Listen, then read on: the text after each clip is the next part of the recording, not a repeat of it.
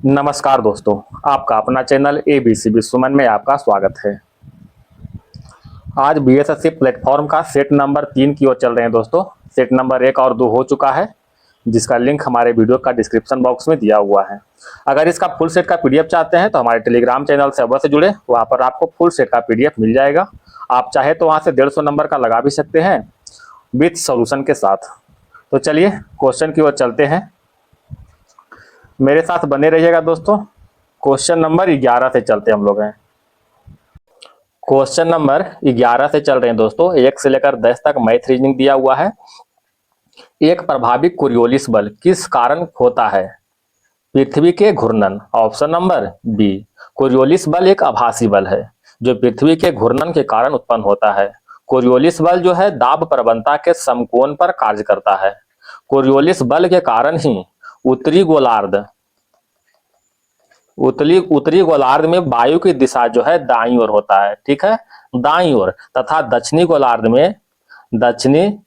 गोलार्ध में वायु की दिशा जो है बाईं ओर हो जाता है। याद रखिएगा। महासागरीय धारा के दिशा में परिवर्तन जो है किस कारण होता है? तो कोरियोलिस बल के कारण होता है। कोरियोलिस बल का अधिकतम प्रभाव कहाँ होता है? याद रखिएगा, ध्रुवों पर होता है, ठीक है, ध्रुवों पर।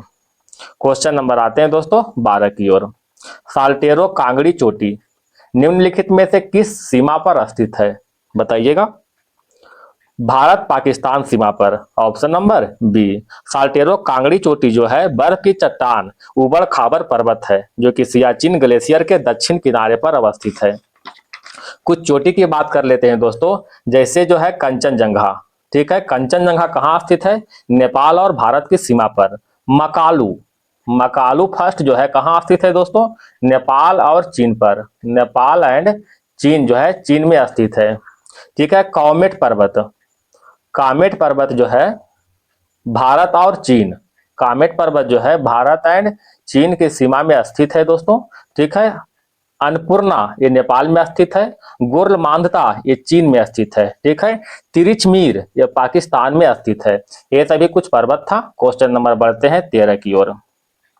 निम्नलिखित में किस देश की मृत सागर के साथ भूमि सीमा नहीं है? लेबनान, जॉर्डन, इजराइल, फिलिस्तीन। आंसर होगा लेबनान। Option number 1। मृत सागर के साथ इजराइल, जॉर्डन और फिलिस्तीन की सीमा लगता है। बताइएगा दोस्तों, मृत सागर की लवणता कितना है? इसकी लवणता की बात करें तो 238%, ठीक है। एक जो है इससे ज्यादा भी लवणता वाला है दोस्तों, कौन है? याद रखिएगा, बौन झील, ठीक है। बौन झील की लवणता जो है 330% के करीब होता है। एक सागरीय जल जो होता है, सागरीय जल की लवणता कितना होता है? तो औसत 35%। क्वेश्चन नंबर आते हैं 14 की ओर। निम्नलिखित में कौन सा गर्म जलधारा है? गर्म जलधारा El Nino. Option number D. बाकी ये जो है हम्बोल्ट, फाकलैंड और लेब्राडोर, ये सभी क्या है? ठंडी जलधारा है। अल नीनो जो है प्रशांत महासागर के गर्म जलधारा है। कहाँ का है दोस्तों? प्रशांत महासागर का, ठीक है। कुछ गर्म जलधारा की बात करते हैं दोस्तों, तो गल्फ स्ट्रीम, क्यूरोसिबो, ठीक है, अंगुलहास, ये सभी जो है गर्म जलधारा के अंतर्गत आते हैं। गर्म जलधारा, ठीक है। क्वेश्चन नंबर आते हैं 14 की ओर। 14 के बाद दोस्तों 15 की ओर आते हैं। भौगोलिक दृष्टि से भारत का अक्षांशीय विस्तार क्या है? अक्षांशीय विस्तार की बात करते हैं तो 8 डिग्री उत्तरी से 37 डिग्री जो है उत्तरी अक्षांश में। Option number C. अगर देशांतरीय विस्तार की बात करेंगे तो 68 डिग्री 7 मिनट पूर्वी देशांतर से, ठीक है, 97 डिग्री 25 मिनट पूर्वी देशांतर, ठीक है। ये जो हो गया देशांतरीय विस्तार के बारे में बताएं आपको हम। भारत के लगभग बीचों बीच से जो है 23.5 डिग्री उत्तरी अक्षांश गुजरता है। उत्तरी अक्षांश यानी कौन सा रेखा दोस्तों? कर्क रेखा गुजरता है। कर्क रेखा जो है भारत के 8 राज्यों से होकर गुजरता है। बताइएगा दोस्तों, भारत के सबसे उत्तरी बिंदु कौन सा है? उत्तरी बिंदु की बात करते हैं तो इंदिरा कौल है। आप लोग को मालूम होगा, ठीक है। भारत के उत्तरी बिंदु कौन सा? इंदिरा कौल। इंदिरा कौल कहाँ स्थित है? लद्दाख में। अगर दक्षिणी बिंदु की बात करते हैं, दक्षिणी बिंदु, तो यह हो जाएगा इंदिरा पॉइंट। इंदिरा पॉइंट जो है ग्रेट निकोबार में स्थित है। अगर भारत के पूर्वी बिंदु की बात करते हैं तो पूर्वी हो जाएगा बलांगू, ठीक है दोस्तों, बलांगू। बलांगू कहाँ स्थित है? अरुणाचल प्रदेश में। अगर पश्चिमी बिंदु की बात करते हैं तो पश्चिमी हो जाएगा गुहार मोती। गुहार मोती यह जो है कच्छ के पास गुजरात में स्थित है। क्वेश्चन नंबर बढ़ते हैं 16 की ओर। अफ्रीका महाद्वीप के सबसे अधिक घनी, सबसे अधिक आबादी वाला देश निम्नलिखित में से कौन सा है? सबसे अधिक आबादी वाला देश की बात करते हैं, नाइजीरिया है। ठीक है दोस्तों, नाइजीरिया ऑप्शन नंबर बी हो जाएगा। विश्व में सबसे अधिक आबादी वाला देश कौन है दोस्तों? भारत, जो कि अपना देश है। ठीक है, यह जो है 2023 के रिपोर्ट के अनुसार बताया गया है। यूरोप के सबसे अधिक आबादी वाला देश कौन सा है? यूरोप का सबसे अधिक आबादी वाला देश की बात करते हैं तो रूस है। अगर उत्तरी अमेरिका के जो है सबसे अधिक आबादी वाला देश की बात करते हैं तो यूएसए है, यूनाइटेड स्टेट ऑफ अमेरिका। दक्षिणी अमेरिका के सबसे अधिक आबादी वाला देश कौन सा है? ब्राजील है। इस तरह से याद रखिएगा आप लोग, क्वेश्चन पूछे जाते हैं एग्जाम में। ठीक है, क्वेश्चन नंबर आते हैं 17 की ओर। निम्नलिखित में कौन सी नदी बंगाल की खाड़ी में नहीं गिरती है? बंगाल की खाड़ी में नर्मदा नदी, ऑप्शन नंबर 1 नर्मदा नदी जो है बंगाल की खाड़ी में नहीं गिरती है। नर्मदा नदी का उद्गम क्षेत्र की बात करते हैं तो अमरकंटक से निकलता है, अमरकंटक से निकलता है। ठीक है, और कहां जाकर गिरता है दोस्तों? तो नर्मदा नदी जो है खंभात की खाड़ी में गिरता है, खंभात की खाड़ी में जाकर के गिर जाता है। मध्य प्रदेश का जीवन रेखा किसे कहते हैं दोस्तों? तो नर्मदा नदी को ही कहते हैं। नर्मदा और ताप्ती एक ऐसी नदियां हैं जो कि एस्चुरी का निर्माण करती है। चलिए क्वेश्चन बताइएगा दोस्तों, दक्षिण भारत के सबसे लंबी नदी कौन सा है? गोदावरी नदी। गोदावरी नदी की लंबाई की बात करते हैं तो 1465 किलोमीटर। क्वेश्चन नंबर आते हैं 18 की ओर। घाना की राजधानी क्या है?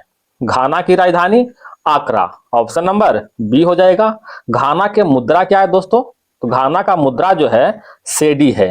ठीक है, सेडी। मोरक्को की राजधानी, मोरक्को का रबात। नाइजीरिया की राजधानी क्या है दोस्तों? अबूजा, नाइजीरिया का अबूजा, याद रखिएगा। सोमालिया की राजधानी क्या है दोस्तों? Mogadishu, Mogadishu. इस तरह से याद रखिए। क्वेश्चन नंबर बढ़ते हैं 19 की ओर। निम्नलिखित में कौन सा चाय उत्पादक राज्य नहीं है? तमिलनाडु, केरल और कर्नाटक, राजस्थान, बताइएगा। तो राजस्थान जो है चाय उत्पादक नहीं है। बाकी तमिलनाडु, केरल और कर्नाटक ये सभी जो है चाय उत्पादक राज्य है। कुछ चाय उत्पादक क्षेत्र के बारे में देख लेते हैं। तो एक है दोस्तों सुरमा घाटी। ठीक है, सुरमा घाटी जो कि पड़ता है असम में पड़ता है। ठीक है, एक है दोस्तों दार्जिलिंग या फिर और न्यू जलपाईगुड़ी। दार्जिलिंग, दार्जिलिंग और कौन है दोस्तों? न्यू जलपाईगुड़ी। ये कहां स्थित है? पश्चिम बंगाल में स्थित है। नीलगिरी पहाड़ी, नीलगिरी पहाड़ी यह जो है तमिलनाडु में स्थित है। ठीक है, ये सभी जो है चाय उत्पादक राज्य के रूप में आता है। बताइएगा चाय में कौन सा पदार्थ होता है? तो चाय में थीन होता है, जिसके कारण जो हम लोग को जब पीते हैं तो ताजगी महसूस होता है। चाय के लिए आवश्यक तापमान की बात करते हैं तो तापमान जो है दोस्तों, तापमान की बात करते हैं तो 25 से 30 डिग्री सेल्सियस है। अगर यही वर्षा की बात करते हैं, वर्षा की बात करते हैं तो 200 से 250 एमएम जो है, एमएम नहीं दोस्तों सेंटीमीटर। ठीक है, 200 से 250 सेंटीमीटर इसमें वर्षा चाहिए। क्वेश्चन नंबर आते हैं 20 की ओर। निम्नलिखित में कौन सा जोड़ा सही नहीं है? कौन सा है दोस्तों? तो बांदीपुर। बांदीपुर जो है कर्नाटक में होगा, जो कि तमिलनाडु में दिया हुआ है। बांदीपुर कहाँ है? कर्नाटक। ठीक है, मानस असम में है, रणथंभौर राजस्थान में, भितरकनिका जो कि उड़ीसा में स्थित है। ये सभी जो है राष्ट्रीय उद्यान है। बताइएगा दोस्तों 2025 के डेटा के अनुसार जो है भारत में राष्ट्रीय उद्यान की संख्या कितना है? तो टोटल जो है 107 राष्ट्रीय उद्यान है। ठीक है, अगर 107वां राष्ट्रीय उद्यान की बात करते हैं तो 107वां में कौन सा हो जाएगा? बताइएगा कोई भी। सिंपली पाल। ठीक है, सिंपली पाल टाइगर रिजर्व जो कि उड़ीसा में स्थित है। यह जो है 107वां राष्ट्रीय उद्यान है। 2025 के रिपोर्ट के अनुसार बताइएगा कितना वन्य जीव अभ्यारण्य है? तो वन्य जीव अभ्यारण्य की संख्या 573 है। ठीक है, क्वेश्चन नंबर बढ़ते हैं आगे दोस्तों, मैथिली में आ गया है, 26 में आते हैं। सजीवों में अनेक तत्व, तो मुक्त अवस्था में होते हैं अथवा यौगिकों के रूप में निम्नलिखित में से एक तत्व तो सजीव में नहीं पाया जाता है, वो कौन सा है? Silicon, option number 1। विषम जोड़ों को चयन करने के लिए कह रहा है, कहता है एमियोप्लास्ट में क्या होता है? प्रोटीन कणिकाओं का संग्रह होता है। ये गलत है दोस्तों, एमियोप्लास्ट में जो है मंड कणों का संग्रह होता है, मंड कणों का संग्रह होता है, ठीक है। इयोप्लास्ट तेल और वसाओं का संग्रह, सही है। क्लोरोप्लास्ट इसमें क्लोरोफिल वर्णक होते हैं। क्रोमोप्लास्ट इसमें जो है क्लोरोफिल के अतिरिक्त रंगीन वर्णक होते हैं। इस तरह से ऑप्शन नंबर 1 हो जाएगा। क्वेश्चन नंबर देखिएगा 28 की ओर। पृष्ठ क्षेत्रफल कौन सी राशि है? पृष्ठ क्षेत्रफल जो है अदिश राशि है, ऑप्शन नंबर 1। पृष्ठ क्षेत्रफल हो या फिर क्षेत्रफल, दोनों के दोनों जो है अदिश राशि है। कुछ अदिश राशि के एग्जाम्पल देख लेते हैं, जैसे दूरी हो जाएगा, चाल, ठीक है, कार्य, ऊर्जा, आयतन, ये सभी क्या है? अदिश राशि के एग्जाम्पल है। कुछ सदिश राशि के बारे में देख लेते हैं दोस्तों। तो सदिश राशि में जो है बल हो जाएगा, संवेग, आवेग, बल युग्म, त्वरण, ये सभी क्या है? सदिश राशि के अंतर्गत आता है। क्वेश्चन नंबर आते हैं 29 की ओर। यदि एक वस्तु कुछ दूरी चलकर वापस अपने बिंदु पर आ जाती है जहां से वह चली थी, तो क्या होगा? उसका औसत वेग जो है शून्य होगा।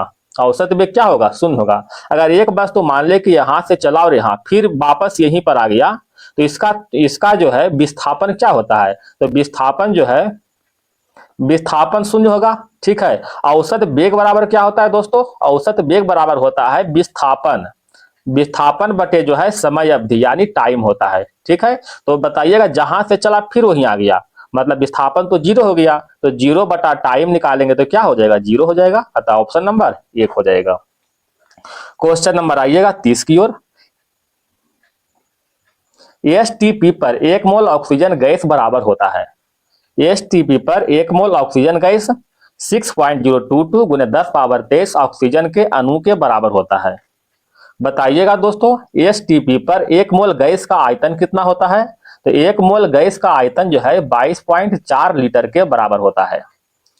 क्वेश्चन नंबर आगे, निम्नलिखित में कौन सी राशियां मात्रक रहित होता है? मोललता, मोलरता, मोलंस, नॉर्मलता। बताइएगा इसका आंसर। मोलंस, ठीक है, ऑप्शन नंबर सी। मोलरता की बात करते हैं तो मोलरता का इकाई जो होता है मोल प्रति लीटर होता है, ठीक है। मोललता की इकाई की बात करते हैं तो मोल प्रति केजी होता है, ठीक है दोस्तों। अगर नॉर्मलता की इकाई की बात करते हैं तो ग्राम तुल्यांक और बटे में क्या हो जाएगा? लीटर हो जाएगा, ग्राम तुल्यांक पर litre. Question number 32 math reasoning दोस्तों, आगे देखते हैं। आते हैं 42 की ओर, ठीक है दोस्तों। आपसे निवेदन है कि अगर वीडियो पसंद आए तो प्लीज थोड़ा सहयोग और सपोर्ट जरूर करें। क्वेश्चन नंबर 42, एशिया के निम्न देशों में से कौन सा देश तेल पेट्रोलियम के सबसे बड़ा उत्पादक देश है? तेल पेट्रोलियम का सबसे बड़ा उत्पादक देश के रूप में सऊदी अरब है, ठीक है। ऑप्शन नंबर 1 हो जाएगा। जो तेल पेट्रोलियम जो निर्यातक देश है, जिसे हम लोग ओपेक कहते हैं, OPEC, ओपेक का फुल फॉर्म क्या है दोस्तों? तो organisation of the petroleum exporting country, organisation of the petroleum exporting country. बताइएगा, ओपेक की स्थापना कब हुआ था? 1960 में हुआ था। इसका हेडक्वार्टर की बात करते हैं तो हेडक्वार्टर जो है ऑस्ट्रेलिया का वियना है। ऑस्ट्रेलिया ने दोस्तों मिस्टेक कर दी, ऑस्ट्रिया, ठीक है, ऑस्ट्रिया का वियना जो है इसका हेडक्वार्टर है। बताइएगा दोस्तों कि पेट्रोलियम का उत्पादन जो किस चट्टान से होता है? अवसादी नामक चट्टान से, अवसादी नामक चट्टान से होता है। सर्वप्रथम पेट्रोलियम जो है कहां निकाला गया था? तो सर्वप्रथम पेट्रोलियम 1859 में USA में निकाला गया था। एशिया का सबसे पुरानी रिफाइनरी कौन सा है? तो डिगबोई, जो कि असम में स्थित है, 1901 में इसका स्थापना हुआ था। क्वेश्चन नंबर आते हैं 43 की ओर। निम्न खनिजों में से किस खनिज का उत्पादन में भारत विश्व में अग्रणी है? बताइएगा इसका आंसर। अबरक के उत्पादन में, ऑप्शन नंबर 1 हो जाएगा। अबरक का सबसे अधिक उत्पादन जो भारत में कहां होता है? आंध्र प्रदेश में होता है, ठीक है दोस्तों। तांबा का सबसे अधिक उत्पादन जो है चिली में होता है, शायद आप लोग को मालूम होगा। ठीक है। और जिप्सम और लोहा दोनों का सबसे अधिक उत्पादन वाले देश कौन सा है? तो चाइना है दोस्तों। चाइना में सबसे अधिक जो है जिप्सम और लौह अयस्क का उत्पादन होता है। भारत में जिप्सम का उत्पादन कहाँ होता है दोस्तों? तो जिप्सम का उत्पादन जो है राजस्थान में होता है, ठीक है, राजस्थान में। क्वेश्चन नंबर 44 की ओर। 2011 के जनगणना के अनुसार निम्नलिखित में किस धार्मिक समूह में सर्वाधिक साक्षरता दर प्रतिशत दर्ज की गई है? तो सबसे अधिक साक्षरता की बात कर रहा है तो जैन धर्म की। ऑप्शन नंबर डी हो जाएगा। जैन धर्म का साक्षरता कितना है? तो 86.73% है। बताइएगा दोस्तों हिंदू धर्म का साक्षरता कितना है? तो हिंदू का साक्षरता जो है 63.60% है। मुस्लिम का साक्षरता कितना है दोस्तों? तो मुस्लिम का जो 57.28% है मुस्लिम का। और जैन की साक्षरता की बात करते हैं तो 86.73%। एक है दोस्तों ईसाई। ईसाई का साक्षरता दर कितना है? तो 74.34%। इस तरह से याद रखिएगा। तो सबसे अधिक किसका हो गया? जैन का हो गया। क्वेश्चन नंबर 45 की ओर। निम्नलिखित में कौन सा विकल्प सही ढंग से सुलेमित नहीं है? कथा उज्जैन क्षिप्रा नदी के किनारे है, लखनऊ गोमती नदी, और सूरत ताप्ती नदी, जबलपुर झेलम नदी। गलत है दोस्तों। जबलपुर जो है नर्मदा नदी के किनारे स्थित है, ठीक है, नर्मदा नदी के किनारे। नर्मदा नदी का उद्गम कहां से होता है? अमरकंटक से होता है दोस्तों, ठीक है। बताइएगा दोस्तों कश्मीर का सबसे महत्वपूर्ण नदी कौन सा है? कश्मीर का सबसे महत्वपूर्ण नदी की बात करते हैं तो यह झेलम नदी है, झेलम नदी, ठीक है। श्रीनगर जो है किस नदी पर स्थित है? तो यही झेलम नदी पर। क्वेश्चन नंबर 46 की ओर। एक सेकेंड दोस्तों। भारतीय संविधान के दूसरी अनुसूची इनमें से किससे संबंधित है? तो दूसरी अनुसूची के बारे में कह रहा है दोस्तों, बताइएगा इसका आंसर। दूसरी अनुसूची जो है राष्ट्रपति, राज्यपाल, मुख्य न्यायाधीश, उच्च न्यायालय और उच्चतम न्यायालय के अन्य न्यायाधीश के वेतन से संबंधित है। सीधे याद रखिएगा कि दूसरी अनुसूची का संबंध किससे है? वेतन से है।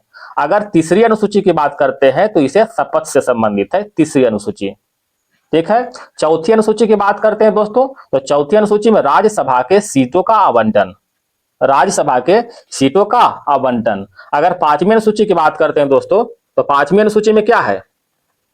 जनजाति क्षेत्रों के प्रशासन और नियंत्रण, ठीक है, जनजाति क्षेत्रों के, अनुसूचित जाति और जनजाति क्षेत्रों के प्रशासन और नियंत्रण। अगर छठी अनुसूची की बात करते हैं तो असम, मेघालय, त्रिपुरा और मिजोरम के जनजाति क्षेत्रों पर प्रशासन और नियंत्रण। क्वेश्चन नंबर बढ़ते हैं। और सातवीं में तो आप लोग को मालूम होगा दोस्तों शक्तियों का विभाजन किया गया है सातवीं अनुसूची में, ठीक है। क्वेश्चन नंबर आते हैं 47 की ओर। क्वेश्चन नंबर 47 की ओर चलते हैं। कहता भारतीय संविधान का अनुच्छेद 20 का संबंध किससे है? अनुच्छेद 20 का संबंध अपराधों के लिए दोष सिद्धि का संरक्षण, अनुच्छेद 20 है। पदावधियों का उन्मूलन जो है अनुच्छेद 18 के तहत। नागरिकता के अधिकार निरंतरता बना रहना, ठीक है, बना रहना तो अनुच्छेद 10 के तहत है। सहकारी समिति का प्रोत्साहन ये जो है भाग 9 के ख के तहत आता है, ठीक है। भाग 9 का ए में क्या है दोस्तों? भाग 9 का ए में क्या है कोई बताइएगा? तो भाग 9 का ए में जो है नगर पालिका से संबंधित है, नगर पालिका से संबंधित भाग 9 का ए में है। और भाग 9 में क्या है? भाग 9 में जो है नगर पंचायत से संबंधित है। क्वेश्चन नंबर बढ़ते हैं 48 की ओर। किस संशोधन ने राज्य और विधानमंडल पर माल और सेवाओं को कर नियंत्रित करने वाला कानून बनाने के लिए एक साथ शक्ति प्रदान करता है? 122वां संशोधन 2014 के तहत। ऑप्शन नंबर डी हो जाएगा। माल और सेवा कर मतलब क्या हुआ दोस्तों? जीएसटी, ठीक है। जीएसटी का संबंध किससे है दोस्तों? 101वां संविधान संशोधन से है, ठीक है। जीएसटी सर्वप्रथम जो है कहां लगाया गया था? तो जीएसटी सर्वप्रथम जो है 1954 में लगाया गया था फ्रांस में, ठीक है। 1954 फ्रांस में जो है लगाया गया था। भारत में जीएसटी कब लगाया गया था? 1 जुलाई 2017 को लगाया गया था। और सबसे पहले कौन सा राज्य लगाया था? तो असम ने लगाया था सबसे पहले। क्वेश्चन नंबर 49 की ओर आते हैं। कहता उन मौलिक अधिकारों को चयन करें जो भारतीय नागरिकों को प्राप्त है परंतु गैर नागरिक को नहीं, यानी केवल जो है भारतीय को प्राप्त है। तो केवल भारतीय के लिए कुछ अनुच्छेद हैं जैसे 15, 16, अनुच्छेद 19, 29 और 30। ये 5 अनुच्छेद जो है केवल भारतीय के लिए है। अनुच्छेद 15 में क्या है दोस्तों, तो धर्म जाति लिंग के आधार पर भेदभाव। ठीक है। अनुच्छेद 16 में क्या है दोस्तों, अनुच्छेद 16 में अवसर की समानता। ठीक है, अवसर की समानता जो है अनुच्छेद 16 में है। अनुच्छेद 19 में क्या है दोस्तों, भाषण और अभिव्यक्ति का स्वतंत्रता, यह जो है अनुच्छेद 19 में है। अनुच्छेद 29 में बताइएगा अल्पसंख्यक के अधिकारों का उल्लेख किया गया है अनुच्छेद 29 में। ठीक है। और इधर देखिएगा दोस्तों, एक है अनुच्छेद 30, बताइएगा जीवन और स्वतंत्रता का अधिकार जो है अनुच्छेद 21 में वर्णित किया गया है। कानून के समक्ष समता जो है अनुच्छेद 14 में वर्णित किया गया है। ठीक है। तो इस तरह से देखिए कौन मिल रहा है, एक अनुच्छेद 19 और एक अनुच्छेद 29। ठीक है, 19 और 29। ऑप्शन नंबर क्या हो जाएगा, एक। क्वेश्चन नंबर आते हैं 50 की ओर। पंचायती राज संस्थाओं को 29 कार्यों की सूची किस अनुच्छेद के तहत दी गई है। पंचायती राज की बात करते हैं दोस्तों, तो पंचायती राज का प्रावधान जो है भाग 9 में है, भाग 9 में है और अनुच्छेद 243 के तहत किया गया है। भाग 9 में जो है, भाग 9 में अनुच्छेद 243 और अनुसूची जो है 11 के तहत, जिसमें कि 29 विषय कार्यरत है, इसमें उल्लेख किया गया है। ठीक है। कहता है 29 विषय जो कार्यरत है अनुच्छेद 243 के जी के तहत है, अनुच्छेद 243 के जी के तहत। बताइएगा दोस्तों पंचायती राज को संवैधानिक दर्जा किसने दिया था, तो एल.एम. सिंघवी समिति ने दिया था। एल.एम. सिंघवी समिति, जिसका गठन जो है 1986 में हुआ था, इसके द्वारा दिया गया था। चलिए कुछ क्वेश्चन देखते हैं दोस्तों। अनुच्छेद 243 का ये, इसके तहत जो है अगर पंचायती राज को विघटन होता है तो 6 माह के अंदर निर्वाचन होना जरूरी है। यह अनुच्छेद 243 का ई के तहत है। अनुच्छेद 243 का डी, अगर ई के जगह पर डी रहा तो डी में क्या है दोस्तों, महिलाओं को आरक्षण का प्रावधान किया गया है 243 के डी के तहत। राज्य वित्त आयोग से संबंधित जो है अनुच्छेद 243 का आई और अनुच्छेद 243 के बाई के तहत है। ठीक है। राज्य निर्वाचन आयोग का प्रावधान अनुच्छेद 243 के तहत।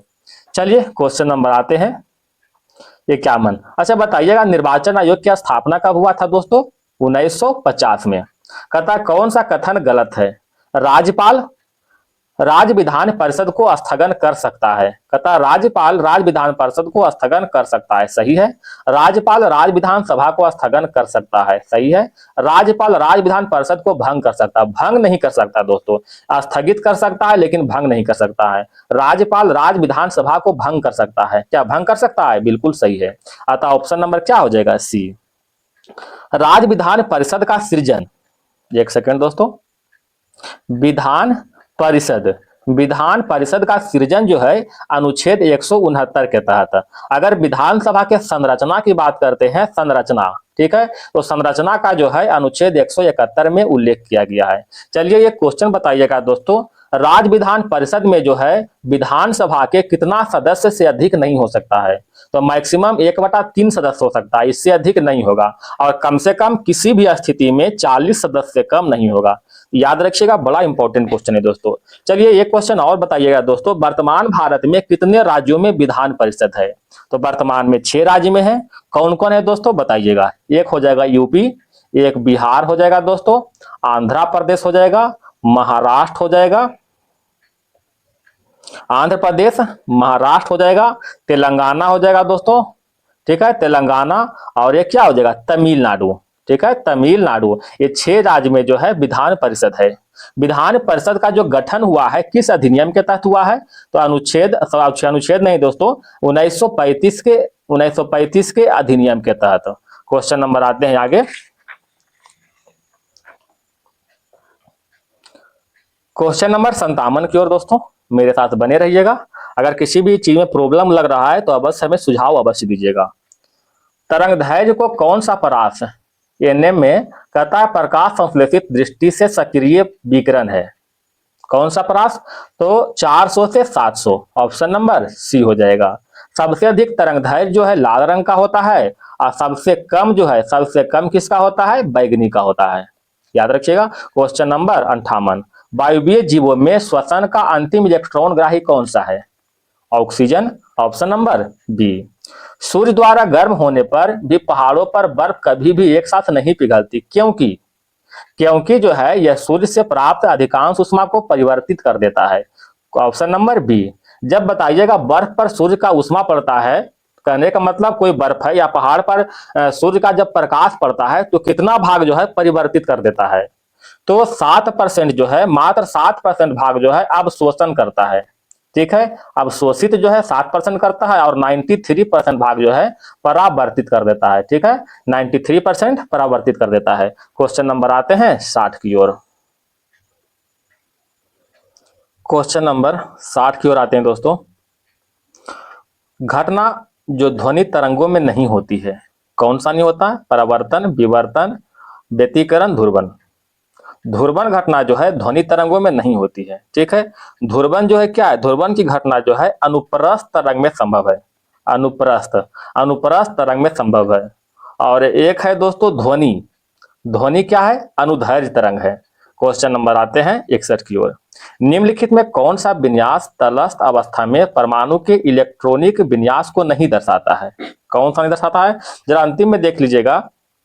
अच्छा, एस पी डी और एफ में होता है इस तरह का।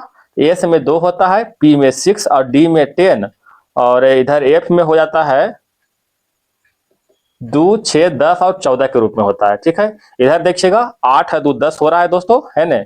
8 है 2 10। इधर देखिए 9 2 11 हो रहा है। ठीक है, 9 2 11, तो यहाँ पर पहले 10 होगा, उसके बाद एक जाएगा, तो यहाँ पर होगा 3D10 हो जाएगा, उसका 4S1 हो जाएगा। यहाँ पर देखिए 10 11 है, तो यहाँ पर D10 हो रहा है। ठीक है, डी लास्ट 10 तक जा रहा है ना। ठीक है, यहाँ पर 5 1 यानी 10 से कम है, अतः ऑप्शन नंबर क्या हो जाएगा? बी हो जाएगा। क्वेश्चन नंबर देखिएगा 62 की ओर। निम्नलिखित में कौन से योगज बहुलक है? योगज बहुलक में ओरोलॉन आता है, ओरोलॉन। आगे बढ़ते हैं दोस्तों, क्वेश्चन नंबर 73 की ओर आते हैं। ठीक है, 73 में कह रहा है दोस्तों, भारत के संविधान का कौन सा अनुच्छेद भारतीय निर्वाचन आयोग की स्थापना से संबंधित है? तो भारतीय निर्वाचन आयोग जो है अनुच्छेद 324, ऑप्शन नंबर 1। और वयस्क मतदान का अधिकार जो है, वयस्क मतदान, यह जो है अनुच्छेद 326 के तहत होता है। बताइएगा दोस्तों, निर्वाचन आयोग की स्थापना जो है कब हुआ था? 1950 में हुआ था। ठीक है, सॉरी 1950 में। निर्वाचन आयोग में टोटल 3 सदस्य होते हैं। 3 सदस्य होते हैं। कौन कौन होते हैं? इसमें से एक मुख्य निर्वाचन आयोग होते हैं प्लस 2 अन्य निर्वाचन आयोग होते हैं। निर्वाचन आयोग का प्रावधान जो है अनुच्छेद 324 से अनुच्छेद 329 तक किया गया है। चलिए आगे बढ़ते हैं दोस्तों। एक है दोस्तों अनुच्छेद 148। अनुच्छेद 148 में भारत के महान्यायवादी का प्रावधान किया गया है। अनुच्छेद 342। अनुच्छेद 342 में दोस्तों एसटी समुदाय के बारे में कुछ बताया गया है। ठीक है, अनुच्छेद 342 में। अनुच्छेद क्वेश्चन नंबर आते हैं 74 की ओर। निम्नलिखित में कौन सा कथन सही है? कहता है 1975 के आपातकाल के समय गुलजारी लाल नंदा भारत के प्रधानमंत्री थे। ये गलत है दोस्तों। ठीक है, उस समय प्रधानमंत्री कौन थे? इंदिरा गांधी थे, इंदिरा गांधी। ठीक है, 1975 के आपातकाल के समय इंदिरा गांधी प्रधानमंत्री थे, बिल्कुल सही है। इंदिरा गांधी के प्रधानमंत्री के इंदिरा गांधी जो है प्रधानमंत्री कब से कब तक रहा है दोस्तों? तो 1966 से 77 तक रहा है। पुनः एक बार और प्रधानमंत्री बनी थी 1980 से 84। इसी दौरान जो है इंदिरा गांधी का मृत्यु भी हो गई थी। आपातकाल के बारे में देखते हैं दोस्तों। आपातकाल भारत में 3 तरह का है। ठीक है, और इसका प्रावधान अनुच्छेद 352 से अनुच्छेद 360 तक किया गया दोस्तों। अनुच्छेद 352 में जो है राष्ट्रीय आपात का प्रावधान है, राष्ट्रीय आपात का प्रावधान है। अनुच्छेद 352 के बाद 356 में राष्ट्रपति शासन का प्रावधान है। ठीक है दोस्तों, राष्ट्रपति शासन का प्रावधान है। और अनुच्छेद 360 में वित्तीय आपात का प्रावधान किया गया है। 360 का प्रयोग अभी तक भारत में एक बार भी नहीं हुआ है। चलिए आगे बढ़ते हैं क्वेश्चन की ओर। 75। नील विद्रोह किसके बारे में था? कहता है नील विद्रोह जो है रैयत नील खेती नहीं करना चाह रहे थे पर जबरदस्ती कार्रवाई की जा रही थी। ये गलत है। ठीक है, रैयत नील खेती करना चाह रहे थे, उन्हें जबरदस्ती रोका जा रहा था, ये भी गलत है। रैयत नील खेती नहीं करना चाह रहे थे पर उनसे अमान्य मूल्य पर जबरदस्ती कार्रवाई की जा रही थी, ये बिल्कुल सही है दोस्तों। ठीक है, खेती करना नहीं चाह रहे थे, लेकिन अमान्य मूल्य पर मतलब कम मूल्य पर जो है खेती करवा रहे थे। बताइएगा दोस्तों, नील विद्रोह, ठीक है, नील विद्रोह, नील विद्रोह कब हुआ था? 1859 से 60 में हुआ था। ठीक है, नील विद्रोह का संबंध कहां से है दोस्तों? बंगाल से, बंगाल से। अच्छा, एक पुस्तक लिखा गया था नील दर्पण, नील दर्पण, नील दर्पण पुस्तक का लेखक कौन है दोस्तों? दीनबंधु मित्र है। ठीक है, जो कि 1859 में लिखा गया था। क्वेश्चन नंबर आते हैं 76 की ओर। भारतीय स्वतंत्रता संग्राम के दौरान निम्नलिखित घटनाओं को कालानुक्रम व्यवस्थित करें। कहता है नमक सत्याग्रह आंदोलन। नमक सत्याग्रह आंदोलन जो है 12 मार्च 1930 को हुआ था। भारत छोड़ो आंदोलन ये कब हुआ था? 8 अगस्त 1942 को हुआ था। जालियांवाला बाग कब हुआ था दोस्तों? 13 अप्रैल 1919 को हुआ था। 13 अप्रैल 1919 को। असहयोग आंदोलन 1 अगस्त 1920 को हुआ था। चलिए बताइए तो कौन हो जाएगा इसका answer? Option number C. Question number 77 में आते हैं। कहता है निम्नलिखित में कौन सा कथन सही है? रॉलेट एक्ट सन 1919 में पारित किया गया था, 1909 में पारित किया गया था। क्या सही है दोस्तों? गलत है। कहता रॉलेट एक्ट जो है 1919 में पारित हुआ था। ठीक है, 1919 में। बाल विवाह निरोध अधिनियम 1929 में पारित किया गया था। ये बिल्कुल सही है। ठीक है, गांधी इरविन समझौता जो है 1926 में हस्ताक्षर किया गया था। ये भी गलत है। कब हुआ था? 1931 में। साइमन कमीशन जो है भारत 1932 में आया था। ये भी गलत है। कब आया था दोस्तों? 1928 में भारत आया था। 27 में गठन हुआ था और 28 में भारत आया था। क्वेश्चन नंबर बढ़ते हैं 78 की ओर। सिंधु घाटी को सोनार घाटी से जोड़ने वाली शाही सड़क का निर्माण किसने किया था? तो शाही सड़क का निर्माण जो है शेर शाह सूरी ने किया था। ठीक है, जिसे हम लोग ग्रैंड ट्रंक रोड भी कहते हैं दोस्तों। तो यह जो शाही सड़क या फिर ग्रैंड ट्रंक रोड का मरम्मत किसने करवाया था? बताइएगा। मरम्मत, मरम्मत जो है किस गवर्नर ने करवाया था? तो लॉर्ड ऑकलैंड ने करवाया था। लॉर्ड ऑकलैंड ने इसको जो है मरम्मत करवाया था। बताइएगा दोस्तों, मलिक मोहम्मद जैसी, मलिक मोहम्मद जैसी जो है किसके समकालीन थे? तो यह शेर शाह के समकालीन थे। शेर शाह के समकालीन थे। शेर शाह सूरी की मृत्यु कब हुआ था? इसका मृत्यु जो है 1545 में हुआ था। ठीक है, कलिंजर युद्ध के दौरान। उस समय उक्का नामा का असर चला रहा था। किसने कहा था कि मैं एक मुट्ठी बाजरे के लिए अपना हिंदुस्तान का सारा साम्राज्य खो देता? यह जो है शेर शाह का ही कथन है। चलिए कुछ और क्वेश्चन देखते हैं। चलिए हुमायूं के बारे में देखते हैं दोस्तों। हुमायूं के मकबरा सर्वप्रथम किसने बनाई थी? तो हुमायूं के मकबरा जो है सर्वप्रथम हाजी बेगम के द्वारा बनाया था। हाजी बेगम के द्वारा। अच्छा, उस मकबरे का वास्तुकार कौन था? तो वास्तुकार अगर पूछे तो मिर्जा ग्यास बेग था। मिर्जा ग्यास बेग था। ठीक है, याद रखिएगा। चलिए एक क्वेश्चन बताइए दोस्तों, सिजदा और पैबोस प्रथा किसने लागू किया था? तो लागू तो बलबन ने किया था। ठीक है, बलबन ने जो है इसे लागू किया था, लेकिन खत्म किसने किया था? खत्म जो है शाहजहां के द्वारा इसे खत्म किया गया था, सिजदा और पैबोस प्रथा को। क्वेश्चन नंबर आते हैं 79 की ओर। तीसरी बौद्ध परिषद किस शहर में आयोजित की गई थी? तीसरी बौद्ध परिषद का आयोजन जो है पाटलिपुत्र में हुआ था। उस समय उसका अध्यक्ष कौन थे? तो अध्यक्षता जो था मोगली पुत्र तिस, मोगली पुत्र तिस का अध्यक्षता थे। ठीक है, किसके द्वारा हुआ था? अशोक के द्वारा। प्रथम बौद्ध परिषद का आयोजन कहाँ हुआ था? प्रथम बौद्ध परिषद का आयोजन जो है राजगृह में हुआ था। राजगृह, जिसे राजगीर कहते हैं हम लोग। अध्यक्षता कौन कर रहा था? महाकश्यप। द्वितीय बौद्ध संगति का अध्यक्षता जो है साबा कामी कर रहे थे, और इसका आयोजन जो है वैशाली में हुआ था। ये सभी थोड़ा थोड़ा याद रखिएगा। ठीक है, क्वेश्चन नंबर बढ़ते हैं 80 की ओर। निम्नलिखित में से किस ब्रिटिश नीति के लोग को जालियांवाला बाग अमृतसर में एकत्र होने के लिए विवश किया था? तो एक हो जाएगा रॉलेट अधिनियम के तहत। रॉलेट अधिनियम कब आया था? 1919 में आया था। ठीक है, 1919 में। रॉलेट, जिस समय रॉलेट अधिनियम आया था 1919 में, उस समय भारत के गवर्नर कौन थे? तो लॉर्ड चेम्सफोर्ड था। Lord Chelmsford. इसका कार्यकाल क्या था दोस्तों? तो 1916 से 1921 था। 1916 से 21। बताइएगा, साइमन कमीशन का गठन 1927 में हुआ था। अब भारत कब आया था? 1928 में आया था। पिट्स इंडिया अधिनियम कब हुआ था दोस्तों? 1784। क्वेश्चन नंबर 81 की ओर चलते हैं दोस्तों। कहता है प्रार्थना समाज, यंग इंडिया, लोकहितवादी, सत्यशोधक समाज और रहनुमाई माझदान सभा, ये सभी को संस्थापक के रूप में सही विकल्प का संयोजन करने का रहा है। तो प्रार्थना समाज की स्थापना जो है आत्माराम पांडुरंग है, दो जगह है दोस्तों, ठीक है। यंग इंडिया की स्थापना जो है महात्मा गांधी ने किया था, ठीक है। चलिए, तो ऑप्शन नंबर तो ही हो गया, और तो कहीं है ना। यहाँ पर ज्योतिबा फुले दिया हुआ, जो कि गलत है दोस्तों। लोकहितवादी की गोपाल हरि देशमुख, सत्यशोधक समाज ज्योतिबा फुले, रहनुमाई माझदोयान सभा नौरोजी फुरंदोजदी, ठीक है। इस तरह ऑप्शन नंबर 2 हो गया। क्वेश्चन नंबर आते हैं 82 की ओर। कहता उस ब्रिटिश गवर्नर जनरल का नाम बताइए जिन्होंने भारत का रेलवे शुभारंभ किया था। तो भारत का रेलवे जो है लॉर्ड डलहौजी ने शुभारंभ किया था, ठीक है। लॉर्ड डलहौजी के शासनकाल की बात करते हैं तो 1848 से 1856 तक रहा था। और भारतीय रेलवे का शुभारंभ कब हुआ था दोस्तों?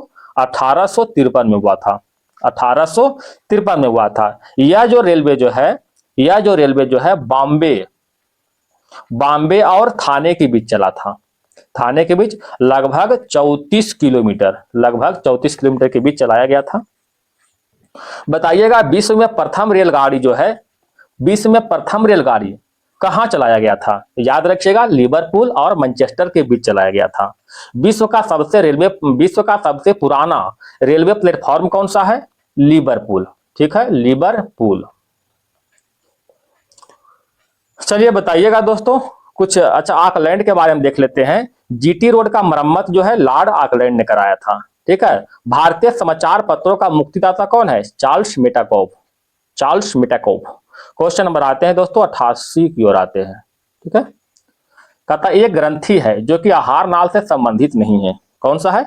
ये एड्रीनल ग्रंथि, जिसे अधिवृक्क कहते हैं। ऑप्शन नंबर बी हो जाएगा। अच्छा, यकृत की बात करते हैं तो मानव शरीर के सबसे बड़ा ग्रंथि है, कौन सा? यकृत है। इसका वजन की बात करते हैं दोस्तों तो 1.5 kg के लगभग होता है, ठीक है। और मानव शरीर के दूसरी बड़ी ग्रंथि कौन सा हो जाएगा? तो अग्नाशय हो जाएगा, दूसरी बड़ी ग्रंथि, ठीक है। अग्नाशय ग्रंथि को अंतःस्रावी और बहिर्स्रावी ग्रंथि के नाम से भी जानते हैं, ठीक है। इसमें से एक है इंसुलिन, ठीक है, और एक जो है ग्लूकागॉन, ये दोनों हार्मोन का जो है स्राव होता है, इंसुलिन और ग्लूकागॉन। और लिखने में थोड़ा सा कुछ आगे पीछे होता है दोस्तों, थोड़ा सा माफ कीजिएगा।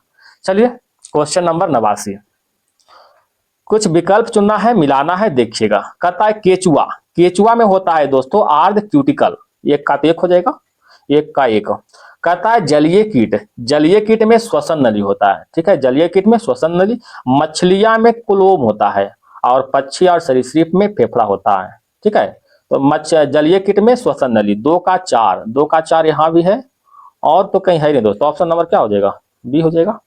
क्वेश्चन नंबर आते हैं 90 की ओर। कहता रैमस डेन नेत्रिका के दोनों लेंस की फोकस दूरी f है, तो बे लेंस कितनी दूरी पर रखे जाते हैं? तो बे लेंस जो है 2/3 f पर रखे जाते हैं, याद रखिएगा, ठीक है। क्वेश्चन नंबर आते हैं 91 की ओर। कहता सही रूप का सुलेमित नहीं है, कौन सा है? कहता है प्रकाश का प्रकीर्णन रमन प्रभाव, तो सही है। थॉमसन प्रभाव ताप वैद्युत, ये भी सही है। कहता है कार्य फलन में हाल प्रभाव, ये गलत है दोस्तों। हाल प्रभाव का उपयोग जो है चुंबकीय क्षेत्र के तीव्रता को मापने में है, चुंबकीय क्षेत्र को तीव्रता मापने में, ठीक है, हाल प्रभाव का। ऑप्शन नंबर सी हो जाएगा। प्रकाश विद्युत प्रभाव प्रकाश के क्वांटम सिद्धांत, ठीक है, ये भी सही। चलिए आगे बढ़ते हैं क्वेश्चन नंबर 92 की ओर। पायस को किस प्रकार तोड़ा नहीं जाता है? पायस को गर्म करके, परिक्षेपण माध्यम में अधिक मात्रा को मिलाकर, हिमन और उर्ध्वपातन। इसका आंसर होगा दोस्तों ऑप्शन नंबर बी, क्योंकि गर्म करके, हिमन द्वारा, उर्ध्वपातन द्वारा, तीनों के द्वारा दो तोड़ सकते हैं, लेकिन अधिक मात्रा में मिलाकर नहीं तोड़ सकते हैं। चलिए क्वेश्चन नंबर थोड़ा आगे बढ़ते हैं, 103 की ओर आते हैं। तिरंगे को राष्ट्रीय ध्वज के रूप में कब स्वीकार किया गया था? तिरंगे को राष्ट्रीय ध्वज के रूप में लाहौर अधिवेशन 1929 में स्वीकार किया गया था, ठीक है। लाहौर अधिवेशन की बात करते हैं तो कांग्रेस के लाहौर अधिवेशन 1929 की अध्यक्षता जवाहरलाल नेहरू के द्वारा हो रहा था। इसी अधिवेशन में 26 जनवरी को झंडा फहराने का निर्णय लिया गया था। लाहौर अधिवेशन 1929 में ही लाहौर के रावी नदी के तट पर याद रखिएगा, लाहौर के रावी नदी के तट पर जो है सबसे पहले झंडा फहराया गया था 31 दिसंबर 1929 को। ठीक है, 31 दिसंबर 1929 को फहराया गया था। अच्छा, एक और क्वेश्चन बताइएगा कि विदेशों में सर्वप्रथम झंडा किसने फहराया था?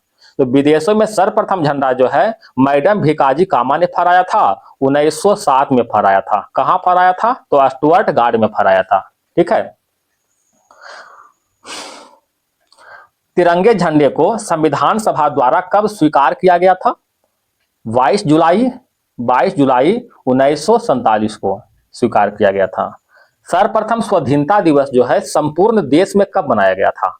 तो 26 जनवरी 1930 को यह जो है स्वाधीनता दिवस मनाया गया था। क्वेश्चन नंबर आते हैं 104 की ओर। इसमें से किसे भारत के मार्टिन लूथर के रूप में जाना जाता है? भारत के मार्टिन लूथर के रूप में दयानंद सरस्वती को जानते हैं।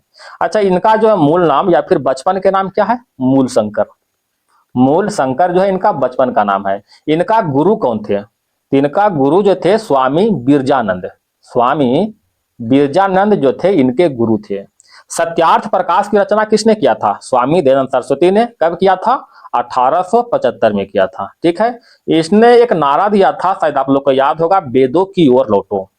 ठीक है, वेदों की ओर लौटो। कितने? स्वामी दयानंद सरस्वती ने ही नारा दिया था, वेदों की ओर लौटे। चलिए आगे बढ़ते हैं। अच्छा, ये क्वेश्चन दोस्तों बीजी तिलक के बारे में बताइएगा। बीजी तिलक को भारतीय असंतोष का जनक किसने कहा था? वैलेंटाइन सिरोल ने। क्वेश्चन नंबर आते हैं 105। लक्षद्वीप में शाखा खोलने वाला पहला निजी बैंक कौन बना है? पहला निजी bank HDFC। Option number C हो जाएगा। स्थापना कब हुआ था? 2024 में। 2024 में जो है लक्षद्वीप में अपनी पहला शाखा खोला था। HDFC का मुख्यालय की बात करते हैं तो मुख्यालय कहाँ है दोस्तों? मुंबई जो है इसका मुख्यालय है। Question number 106। जुलाई 2025 तक भारत में कुल कितने बाघ अभ्यारण्य हैं? तो टोटल बाघ अभ्यारण्य 58 है दोस्तों। 58वां बाघ अभ्यारण्य के रूप में कौन है बताइएगा? माधव राष्ट्रीय उद्यान। ठीक है, जो कि मध्य प्रदेश में स्थित है। मध्य प्रदेश में ही 57वां बाघ अभ्यारण्य भी है। वो कौन सा है बताइएगा? Ratapani tiger reserve. ठीक है, रातापानी टाइगर रिजर्व जो है मध्य प्रदेश में 57वां है, लेकिन मध्य प्रदेश का 8वां राष्ट्रीय उद्यान है। अच्छा, 56वां कौन होगा? 57वां तो हो गया, 56वां कौन होगा? तो 56वां हो जाएगा गुरु घासीदास टाइगर रिजर्व, जो कि कहां स्थित है? छत्तीसगढ़ में। चलिए क्वेश्चन नंबर बढ़ते हैं 107 की ओर। अंतर्राष्ट्रीय सौर गठबंधन का 107वां देश कौन बना है? 107वां देश के रूप में मालदोवा बना है। ठीक है, ऑप्शन नंबर बी हो जाएगा। अंतर्राष्ट्रीय सौर गठबंधन की स्थापना कब हुआ था? 2015 में हुआ था। इसकी स्थापना जो है COP 21 के दौरान हुआ था। ऐसा इसका उद्देश्य क्या है बताइएगा? विश्व स्तर पर सौर ऊर्जा के विकास को बढ़ावा देना। इसका जो है मुख्यालय या फिर सचिवालय कहाँ स्थित है? गुरुग्राम में जो है इसका मुख्यालय या फिर सचिवालय स्थित है। चलिए आगे बढ़ते हैं दोस्तों। 108। उत्तर प्रदेश की पिंकी रिक्शा ड्राइवर आरती को किस देश में महिला सशक्तिकरण से संबंधित रॉयल अवार्ड से सम्मानित किया गया था बताइएगा? इंग्लैंड। ऑप्शन नंबर 1 हो जाएगा। 2024 में फीफा का सर्वश्रेष्ठ महिला खिलाड़ी का पुरस्कार किसने जीता है? तो फीफा का सर्वश्रेष्ठ महिला खिलाड़ी का पुरस्कार एटाना बोनामाटी ने जीते हैं। Option number B. अगर यही पुरुष खिलाड़ी की बात करते हैं, पुरुष रहेगा तो कौन थे? लियोनेल मेसी पुरुष में।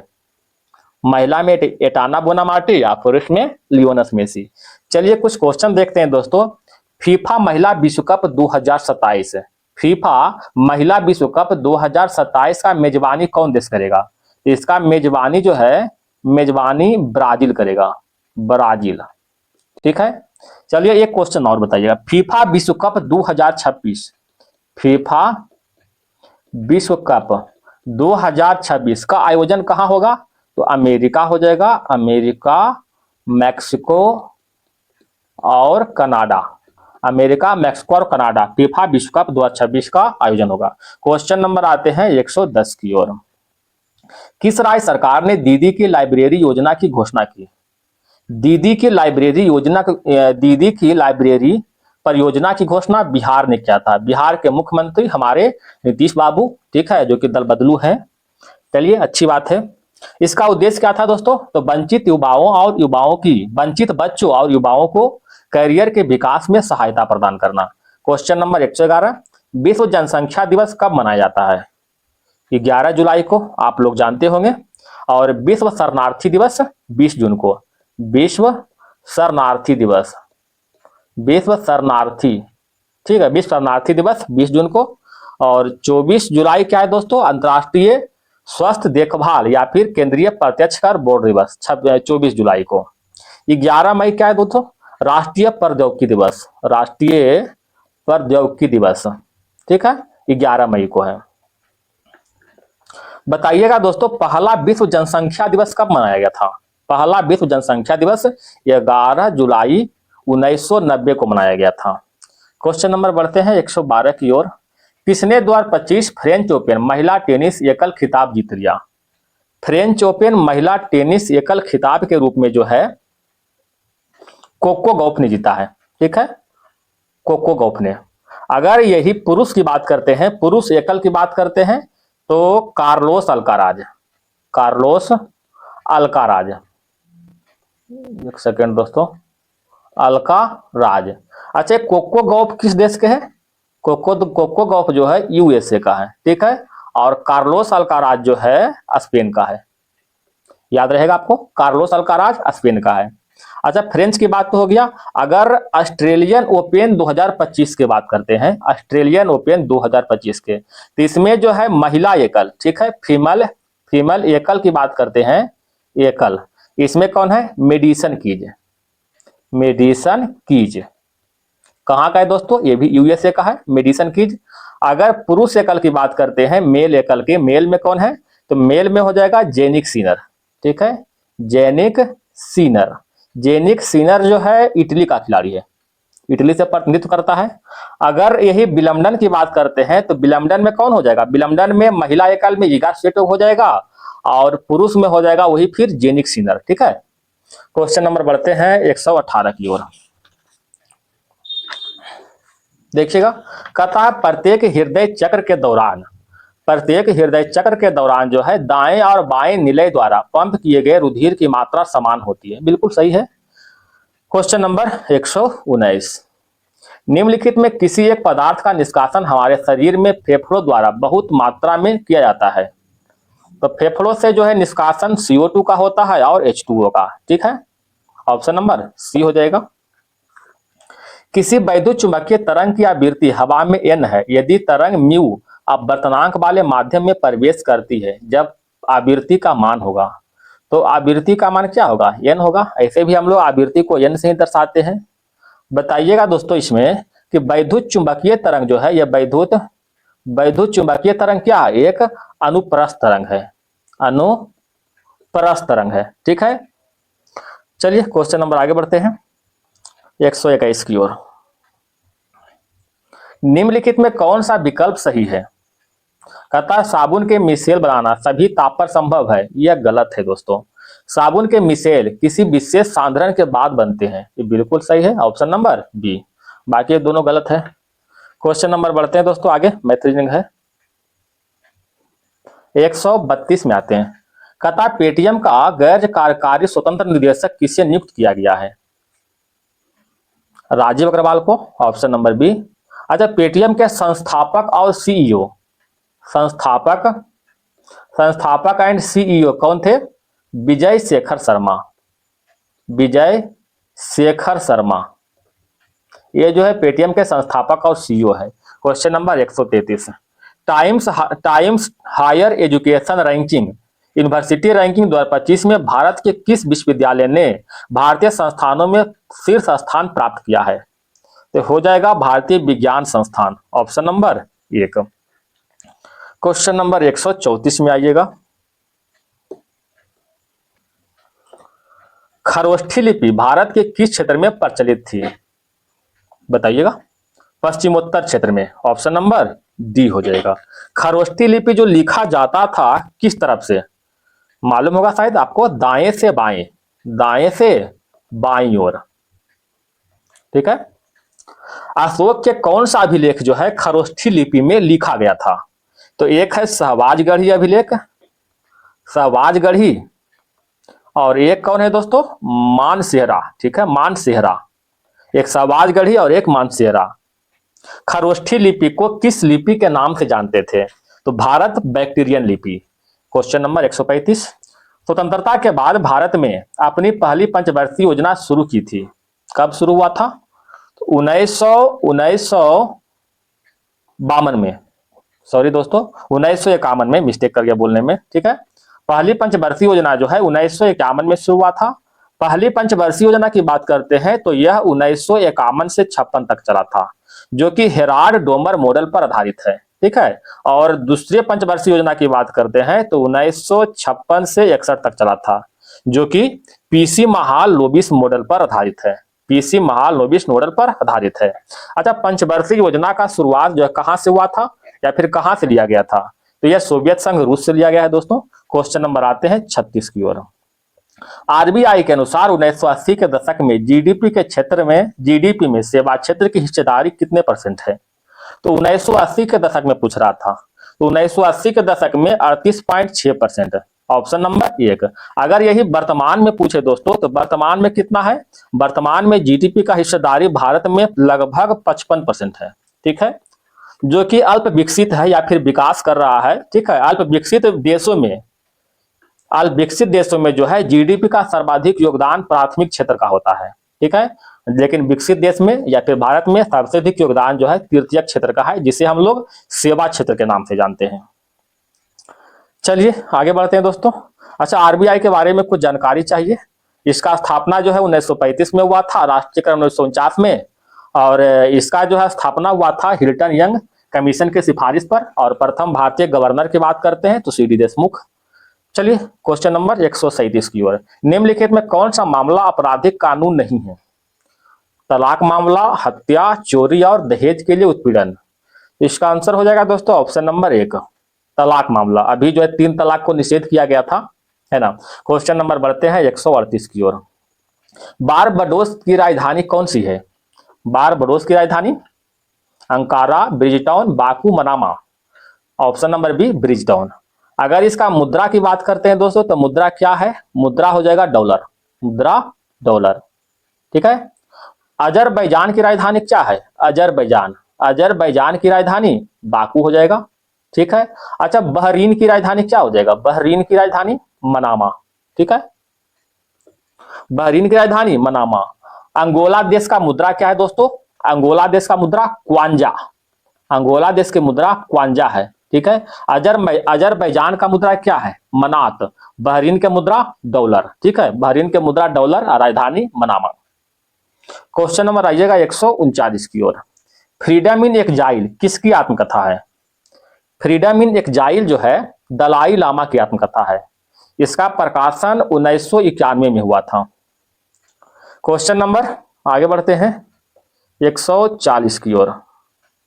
थोड़ा सा धुंधला दिखेगा कुछ क्वेश्चन दोस्तों।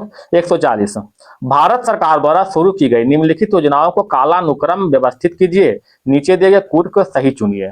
कहता है सुकन्या समृद्धि योजना, इसका शुरुआत जो है 22 जनवरी 2015 को हुआ था। ठीक है, मेक इन इंडिया का शुरुआत जो है 25 सितंबर 2014 को हुआ था।